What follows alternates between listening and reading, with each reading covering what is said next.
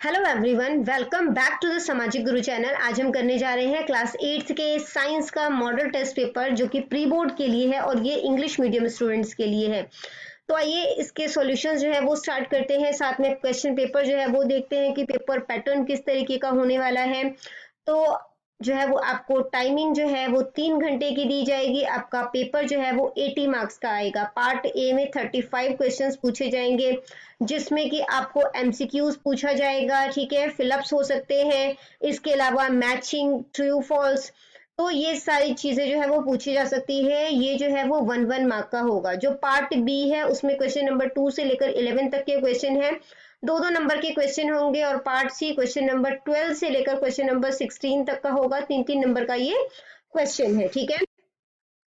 तो part A जो है वो स्टार्ट करते हैं। सबसे पहले बोला गया है आपको choose the correct option in the following question. इसमें जो है जो करेक्ट ऑप्शन है उसको आपने चूज करना है। 9 नंबर का है, 9 एमसीक्यूज पूछे गए हैं। The process of converting sugar into alcohol is known as. तो उस प्रोसेस को क्या बोलते हैं जिसमें जो शुगर है उसको अल्कोहल में बदला जाता है? तो बच्चों उसको कहते हैं हम लोग फर्मेंटेशन, ठीक है। क्या कहते हैं? फर्मेंटेशन। अगला क्वेश्चन है विच of the following is the carrier of protozoa that causes malaria. इनमें से कौन सा जो है वो प्रोटोजोआ का कैरियर है, मतलब उसको कैरी करता है जिसकी वजह से मलेरिया होता है, ठीक है। तो ये होते हैं फीमेल एनोफिल्स मॉस्किटो, ठीक है, और इन्हीं की वजह से जो है वो मलेरिया होता है। तो ऑप्शन ए जो है वो करेक्ट है, ठीक है। अगला जो आपसे एमसीक्यू पूछा गया है वो है tadpole is the developing stage of. Tadpole जो है वो किसकी डेवलपिंग स्टेज है? तो टेडपोल जो है वो फ्रॉग की जो है वो स्टेज होती है, ठीक है। How many modes of reproduction are there in animal. Animals में कितने जो है वो मतलब तरीके से रिप्रोडक्शन हो सकता है या कितने मोड्स होते हैं? तो 2 जो है वो मोड्स होते हैं। नेक्स्ट है 4 students were asked to arrange the force due to static friction. 4 students को बोला गया कि जो वो फोर्सेस है उनको अरेंज करे जो कि static friction, rolling friction and sliding friction, decreasing order. Decreasing order में इन ये जो तीनों फ्रिक्शन है उसको अरेंज करना है, ठीक है। तो बच्चों सबसे पहले आता है आपका स्टैटिक फ्रिक्शन, फिर स्लाइडिंग, फिर रोलिंग, ठीक है। तो ये डिक्रीजिंग ऑर्डर में हमने अरेंज कर दिया। नेक्स्ट है sound can travel through. Sound जो है वो किससे ट्रेवल हो सकता है, ठीक है। तो साउंड सॉलिड से ट्रेवल हो सकता है, लिक्विड से ट्रेवल हो सकता है और गैसेस, यानी कि तीनों से हो सकता है। फिर जो आपसे पूछा गया है voices of which of the following is likely to have minimum frequency. इनमें से किसकी आवाज जो है उसमें फ्रीक्वेंसी जो होती है वो सबसे कम होती है? तो आंसर है मैन में, ठीक है। Frictional force depends on. जो फ्रिक्शनल फोर्स होता है, जो फ्रिक्शन की वजह से फोर्स लगता है, ठीक है, उसको फ्रिक्शनल फोर्स कहते हैं। और जो मतलब कि ये किस चीज के ऊपर जो है वो डिपेंड करता है? तो ये जो है वो स्मूथनेस ऑफ द सरफेस, की सरफेस कितना स्मूथ है, क्योंकि फ्रिक्शन तभी होगा, उसके ऊपर भी डिपेंड करता है। और सरफेस कितना रफ है इसके ऊपर भी डिपेंड करता है, ठीक है। तो दोनों ही जो है वो इसका आंसर है, यानी कि डी ऑप्शन जो है वो करेक्ट है। 9th है image formed by a plane mirror is. जो इमेज प्लेन मिरर से बनाई जाती है वो किस तरीके की होती है? वर्चुअल होती है, आभासी होती है, जो कि मिरर के पीछे बनती है and of the same size as the object, और वो उसी मतलब की साइज की होती है जैसा कि जो है वो मिरर में हमें मतलब कि कह सकते हैं जितना कि सामने फ्रंट में है कोई पर्सन खड़ा है उतनी ही जो है वो इमेज के दूसरी साइड जो है वो भी दिखाई देगी, ठीक है, बट ये वर्चुअल होती है। नेक्स्ट आ जाता है हमारा फिल इन द ब्लैंक्स। और फिल इन द ब्लैंक्स जो है उसमें आपसे सबसे पहला पूछा गया है least pollution fuel for vehicle is. ठीक है, तो लीस्ट पॉल्यूटिंग फ्यूल जो है मतलब सबसे कम प्रदूषित करने वाला ईंधन जो व्हीकल के लिए यूज किया जाता है वो क्या है? सीएनजी, यानी कि इसको हम कहते हैं कॉम्प्रेस्ड नेचुरल गैस, ठीक है। अगला जो क्वेश्चन है वो है liquid fuel used in home is. घर में जो हम लोग लिक्विड फ्यूल इस्तेमाल करते हैं वो कौन सा होता है? मतलब ईंधन जो लिक्विड इस्तेमाल करते हैं वो होता है कैरोसिन, ठीक है। फिर थर्ड जो फिर अब पूछा गया है वो है migratory birds fly to far away places. जो माइग्रेटरी बर्ड्स होती हैं वो दूर दूर इलाकों में जो है वो चली जाती हैं उड़कर, बिकॉज ऑफ डैश चेंजेस। किस बदलाव की वजह से? क्योंकि मौसम बदलता है तो उस वजह से चली जाती है, दैट मीन्स कि क्लाइमेटिक चेंजेस की वजह से, ठीक है। इसके बाद आपसे बोला गया है to move a loaded trolley, जो ट्रॉली है वो पूरी भरी हुई है, उसको मूव करने के लिए वी हैव टू, हमें क्या करना पड़ेगा, उसे पुश यानी कि धक्का देना पड़ेगा, ठीक है। Sprinkling of powder on the carrom board, carrom board पे जब हम पाउडर जो है वो छिड़कते हैं तो उससे किस तरीके जो फ्रिक्शन होगा वो क्या हो जाएगा, डिक्रीज हो जाएगा, ठीक है, कम हो जाएगा। Sliding friction is dash than the static friction, जो स्लाइडिंग फ्रिक्शन होता है वो स्टैटिक फ्रिक्शन से कम होता है, ठीक है, तो लेस हो जाएगा यहाँ पर। If you pass current through copper sulphate, अगर आप करंट को कॉपर सल्फेट से पास कर रहे हो, कॉपर सल्फेट के सॉल्यूशन से, तो copper gets deposited on the plate connected to the, तो जो कॉपर है वो डिपॉजिट हो जाएगा जो कि टर्मिनल ऑफ द बैटरी, तो किससे कनेक्ट हो जाएगा, negative terminal of the battery, battery के नेगेटिव टर्मिनल से जो है वो कनेक्ट हो जाएगा। अगला फिलअप है the passage of an electric current through a solution causes dash effect, तो जब इलेक्ट्रिक करंट को किसी सॉल्यूशन के थ्रू पास किया जाता है, ठीक है, तो उससे किस तरीके का इफेक्ट आएगा, तो उससे जो है वो केमिकल इफेक्ट आता है, ठीक है, केमिकल इफेक्ट्स। अगला फिलअप है the process of depositing a layer of any desired metal on another material, ठीक है, तो जो भी हमारा मतलब जिस भी मेटल को हम चाहते हैं कि वो दूसरे मेटल पे उसका जो है वो लेयर जो है वो डिपॉजिट हो जाए by means of electricity is called, तो जो इलेक्ट्रिसिटी की मतलब की मदद से ऐसा जो है वो किया जाता है तो उसको क्या कहा जाता है, उसको कहा जाता है इलेक्ट्रिसिटी से किया जाता है, तो उसकी वजह से इलेक्ट्रो लग गया, ठीक है, इलेक्ट्रो, और यहाँ पे दूसरे मेटल को चढ़ाया जा रहा है उसको हम प्लेटिंग कहते हैं, ठीक है, तो इलेक्ट्रो प्लेटिंग जो है वो इसका आंसर हो गया, ठीक है। आगे बढ़ने से पहले अगर आपको हमारी वीडियोस पसंद आती है, हमारी वीडियोस आपके लिए किसी भी तरीके से हेल्पफुल है, तो चैनल को फटाफट से सब्सक्राइब कर दो क्योंकि यहाँ पर इस तरीके का हेल्पफुल कंटेंट अपलोड होता रहता है। आगे चलते हैं, ट्रू फॉल्स पूछा गया है, 9 ट्रू फॉल्स है। सबसे पहला जो आपसे पूछा गया है वो है carbon dioxide is used in extinguishing a fire, carbon dioxide जो है वो आग बुझाने के काम आता है, तो ये बिल्कुल सही है क्योंकि कार्बन डाइऑक्साइड की वजह से आग नहीं लगती, आग जलाने के लिए जो है वो ऑक्सीजन की जरूरत होती है, ठीक है। Amoeba has irregular shape, amoeba जो है उसका जो है वो शेप रेगुलर नहीं होता, तो ये भी बिल्कुल सही है, क्यों नहीं होता, क्योंकि इसमें स्केलेटन नहीं होता, ठीक है। The basic living unit of an organism is an organ, जो बेसिक लिविंग और यूनिट है ऑर्गेनिज्म का वो ऑर्गन होता है, तो ये गलत है, ठीक है, ऑर्गन जो है वो नहीं होता। Unicellular organism have one sailed bodies, जो यूनिसेल्युलर है उनमें वन सेल होता है, यूनि का मतलब ही बच्चों वन होता है, ठीक है, तो वन सेल से बना हुआ है, तो ये बिल्कुल सही है, ठीक है। अगला जो स्टेटमेंट है वो है force per unit area is called pressure, तो फोर्स जो है जो पर यूनिट एरिया पे लगाया जा रहा है उसे प्रेशर कहते हैं, ये भी सही है। नेक्स्ट है endangered species on the verge of extinction, जो एंडेंजर्ड स्पीशीज है यानी एंडेंजर्ड जो खतरे में प्रजाति है, ठीक है, वर्ज ऑफ एक्सटिंक्शन का मतलब होता है कि विलुप्त होने के कगार पर है, तो ये बिल्कुल सही है। Drinking water is clean and potable water, जो ड्रिंकिंग वाटर है वो साफ होता है और पोटेबल होता है, ये भी सही है। Carbon dioxide gas is not a green house gas, कहते हैं कार्बन डाइऑक्साइड गैस जो है वो ग्रीन हाउस गैस नहीं है, तो ये गलत है, फॉल्स है। Carbon monoxide nitrogen oxides are major air pollutant, ये सारे जो यानी कि कार्बन मोनोक्साइड और नाइट्रोजन ऑक्साइड है ये काफी ज्यादा जो है वो एयर को पॉल्यूट करते हैं, ठीक है, एयर पॉल्यूटेंट है, तो ये भी सही है।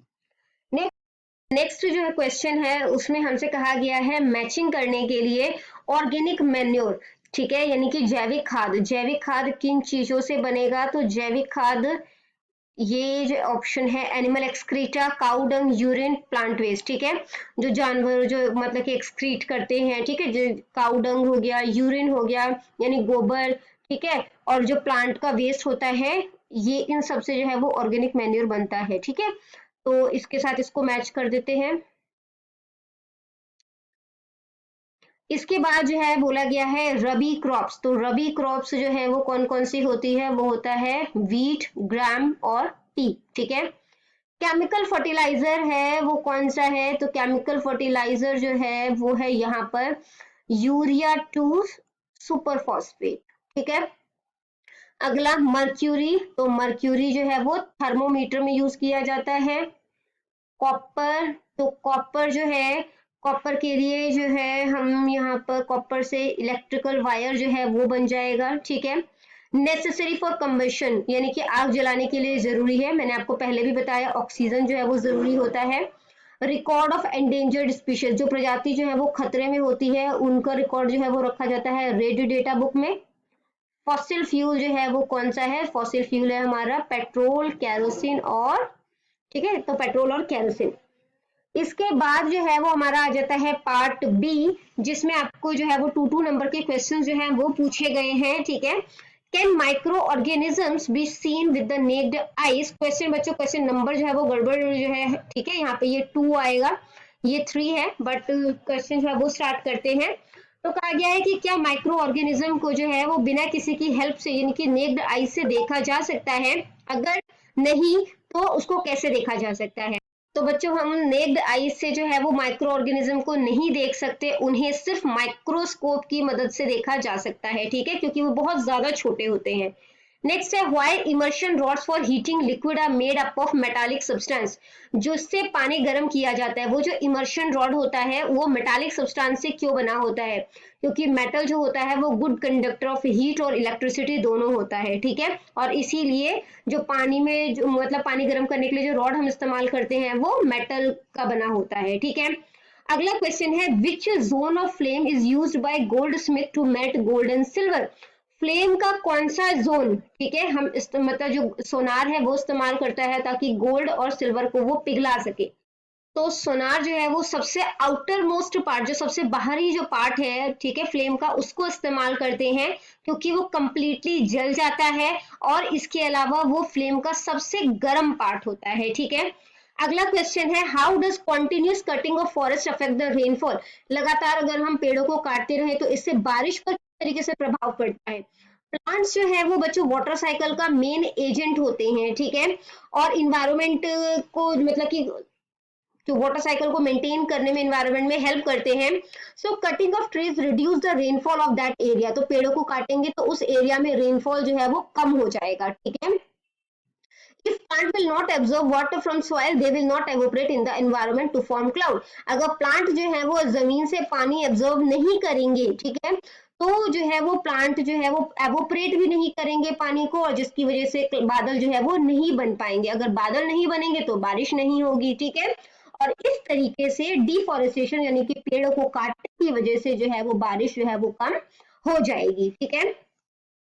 अगला क्वेश्चन है give 2 difference between plant cell and animal cell, तो इनमें दो डिफरेंस देना है, 2 नंबर का क्वेश्चन है तो 2 डिफरेंस काफी है। इट्स शेप इज रेक्टेंगुलर, जो प्लांट सेल होता है वो रेक्टेंगुलर शेप में होता है, जो एनिमल सेल होता है वो ओवल शेप में होता है यानी कि अंडाकार शेप में होता है। जो सेल वॉल होता है वो प्लांट सेल में होता है जबकि एनिमल सेल में नहीं होता, ठीक है। तो आपको कैसे याद रहेगा सेल वॉल, देखो पी से प्लांट, पी से प्रेजेंट, ठीक है, प्लांट में सेल वॉल प्रेजेंट है, एनिमल में ए से एनिमल, ए से एब्सेंट, सेल वॉल जो है उसमें एब्सेंट है।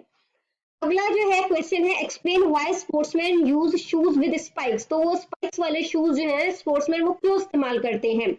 Sportsman use shoes with spikes because these shoes give the better grip while running, तो जब भागेंगे वो, तो जो मतलब स्पोर्ट्समैन जब भागेंगे तो जो शूज है उनकी बेटर ग्रिप होती है, अच्छी पकड़ होती है, जिसकी वजह से the force of friction between the shoes and the ground increase with the help of spikes, spikes की वजह से जो फ्रिक्शन है शूज और ग्राउंड के बीच में वो बढ़ जाता है, ठीक है। नेक्स्ट क्वेश्चन है does pure water conduct electricity, क्या जो प्योर वाटर है वो इलेक्ट्रिसिटी जो है वो कंडक्ट करता है, अगर नहीं तो उसको हमें कंडक्टिंग बनाने के लिए यानी पानी प्योर वाटर को कंडक्टिंग बनाने के लिए हमें क्या करना पड़ेगा। तो बच्चों प्योर वाटर जो है वो इलेक्ट्रिसिटी को कंडक्ट नहीं करता, क्यों, क्योंकि उसमें फ्री आयंस नहीं होते, ठीक है। तो pure water can conduct electricity when a pinch of common salt is added to it, तो जब हम पानी के अंदर प्योर वाटर के अंदर एक चुटकी नमक डाल देंगे तो ये जो है वो इलेक्ट्रिसिटी को कंडक्ट कर लेगा, ठीक है। As salt solution is conducting in nature, क्योंकि जो सॉल्ट सॉल्यूशन है उसमें आयन होगा और ये कंडक्टिंग होता है नेचर में, ठीक है, यानी कि इलेक्ट्रिसिटी को कंडक्ट कर पाएगा। अगला क्वेश्चन है what is greenhouse effect, greenhouse effect क्या है।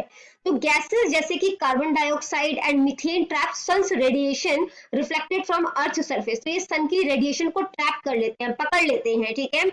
This causes warming of atmosphere, जिसकी वजह से जो हमारी धरती है वो गर्म होने लगती है और इसी इफेक्ट को जो है वो ग्रीन हाउस इफेक्ट कहा जाता है। तो हम समझ सकते हैं कि जो ग्रीन हाउस इफेक्ट है इसमें हमारा जो ग्लोब है यानी जो हमारा अर्थ है वो गर्म होने लगता है। ठीक है, अगला क्वेश्चन है state the laws of reflection. तो इसमें लॉज ऑफ रिफ्लेक्शन जो है उसको उसके बारे में बताना है। The angle of reflection is always equal to the angle of incidence.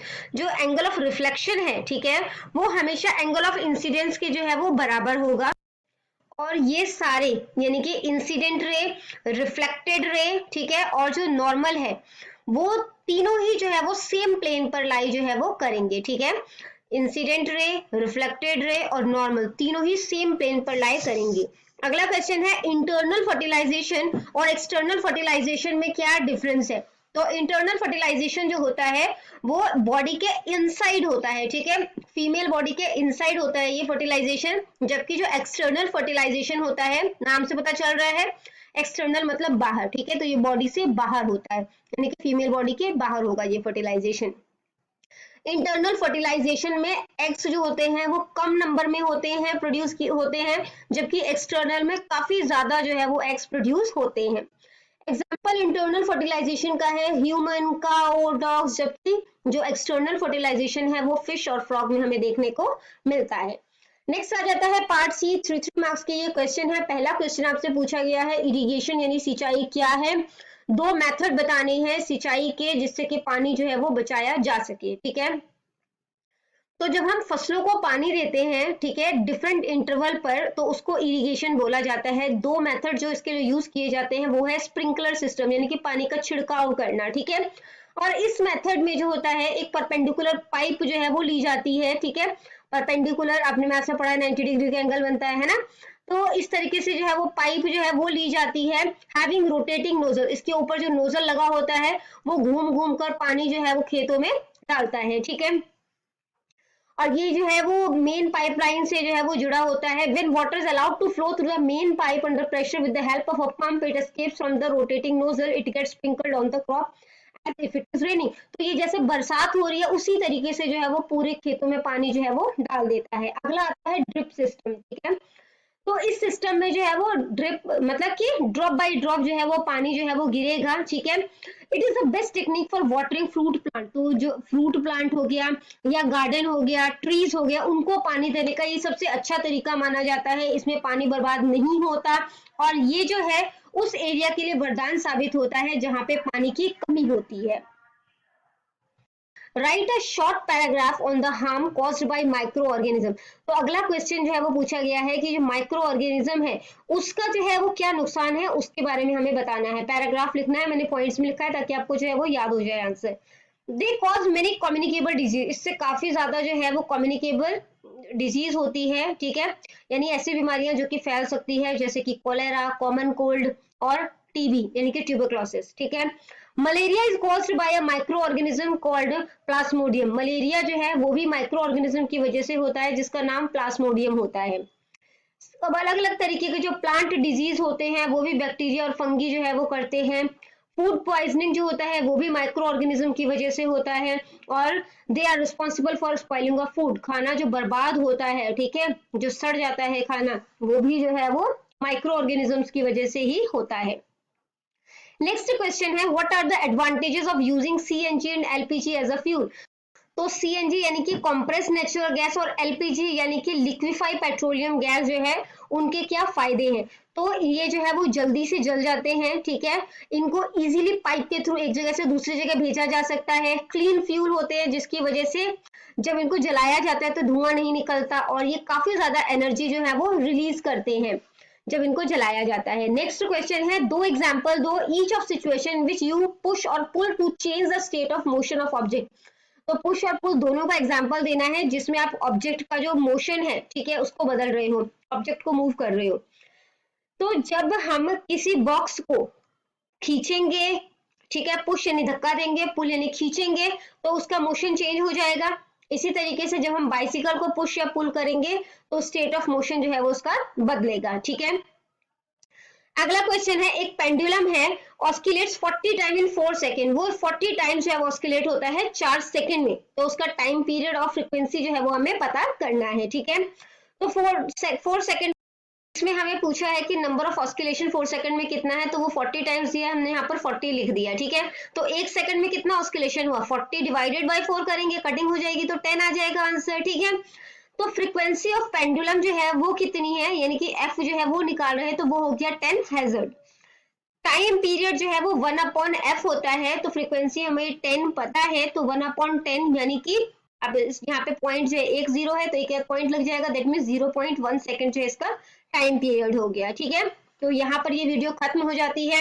In case आपको कोई भी डाउट है तो आप कमेंट सेक्शन में क्वेश्चन कीजिए, आपको रिप्लाई मिल जाएगा। Thank you very much.